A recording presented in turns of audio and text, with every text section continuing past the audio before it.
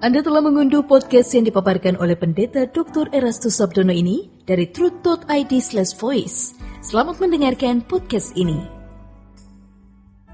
Shalom saudara sekalian, salam sejahtera dalam kasih Tuhan kita Yesus Kristus. Kebenaran hari ini 22 Juli berjudul Kesediaan Menyerahkan Diri. Kalau kita tidak berani berkomitmen melepaskan segala sesuatu, maka tidak akan pernah mengalami perubahan secara benar. Melepaskan segala sesuatu artinya kesediaan tidak lagi menikmati dunia dengan segala hiburannya.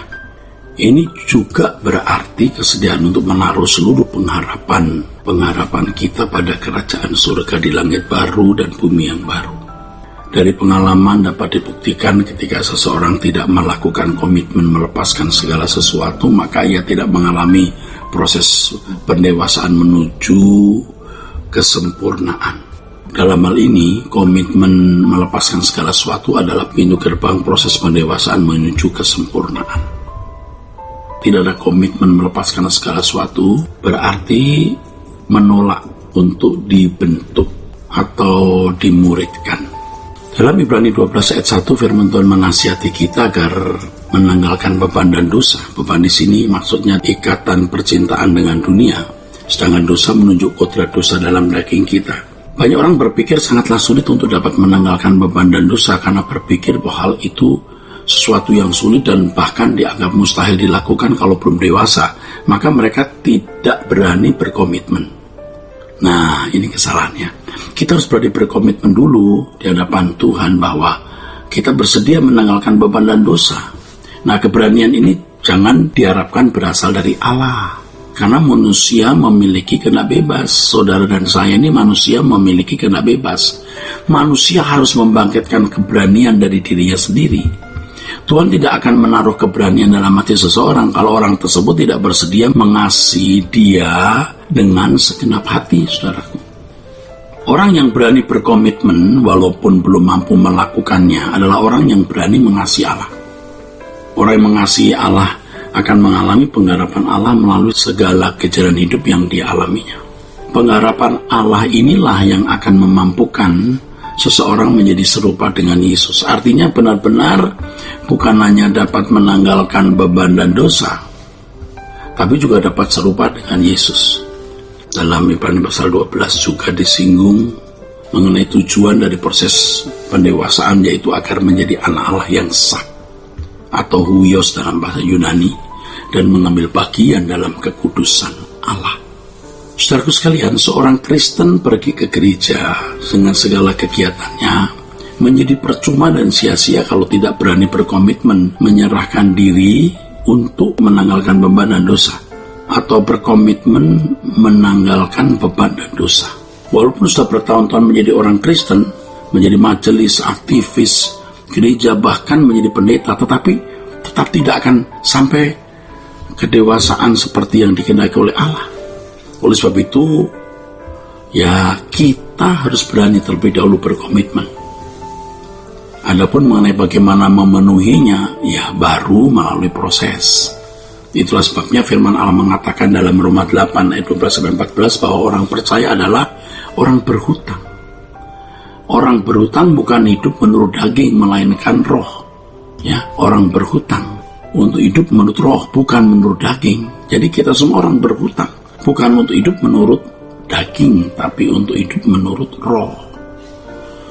Dalam pasal sebelumnya, dalam Roma pasal 7 ayat 25-26, Paulus menyaksikan pergumulannya dengan kesaksian seperti ini, saudara.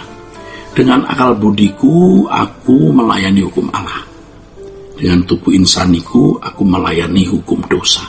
Menurut teks aslinya, sebenarnya artinya adalah dengan akal budiku aku melayani hukum Allah sementara aku masih memiliki kodrat dosa. Bisa dimengerti kalau Paulus berhutang untuk hidup menurut roh. Artinya tidak boleh memuaskan keinginan dagingnya. Ibarat seorang yang berhutang harus memiliki komitmen untuk membayarnya. Ya, harus memiliki komitmen untuk membayarnya, saudaraku. Baru melangkah untuk memenuhi hutang tersebut dalam proses yang bertahap. Tetapi kalau sudah merasa tidak mampu membayarnya dan tidak memiliki kesediaan untuk melunasinya, maka ia tidak pernah berusaha untuk melunasinya. Saudaraku sekalian, ketika orang muda yang kaya dalam Matius 19 akhirnya menolak perintah Yesus untuk melepaskan segala miliknya, ia pergi dengan sedih. Kemudian Yesus berkata, lebih mudah seekor unta masuk lubang jarum daripada orang kaya masuk surga. Hal ini membuat murid-muridnya resah. Mereka berkata satu dengan yang lain, kalau begitu siapa yang diselamatkan? Kemudian Yesus berkata, bagi manusia mustahil, bagi Allah tidak ada yang mustahil. Dalam hal ini terdapat rumus kehidupan dalam pengiringan kepada Yesus. Aku bersedia melakukan apa yang tidak bisa kulakukan. Itu rumusnya. Aku harus bersedia melakukan apa yang tidak bisa kulakukan. Hendaknya kita tidak berpikir karena Yesus adalah anak Allah, maka ia bisa hidup tidak bercacat dan tidak bercela. Sedangkan kita tidak. Harus diingat bahwa Yesus dalam segala hal disamakan dengan kita. Oleh karenanya disebut sebagai Adam terakhir. Ini berarti kalau Yesus bisa hidup tidak bercacat dan tidak bercela, maka kita juga bisa mencapainya. Kita harus berani menyerahkan hidup kita kepada Tuhan untuk proses pendewasaan menuju kesempurnaan. Maka yang mustahil bagi manusia tidak mustahil bagi Allah.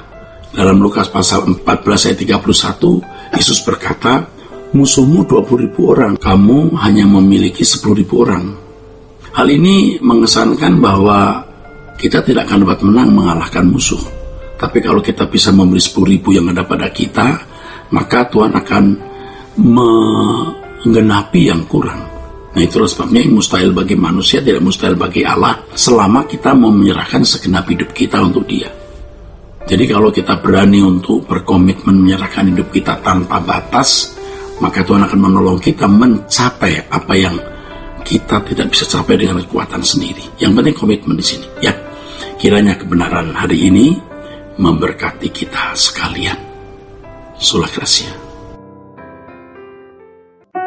Untuk berlangganan renungan harian dalam bentuk cetak, silakan hubungi Truth Literatur di nomor telepon 0878 7870 7000. Untuk mendapatkan CD khotbah, MP3 renungan Truth, dan CD album lagu produksi Sola Gracia, Anda dapat menghubungi di hari dan jam kerja di nomor telepon 021 638 60953. Tuhan Yesus memberkati. Sola Gracia.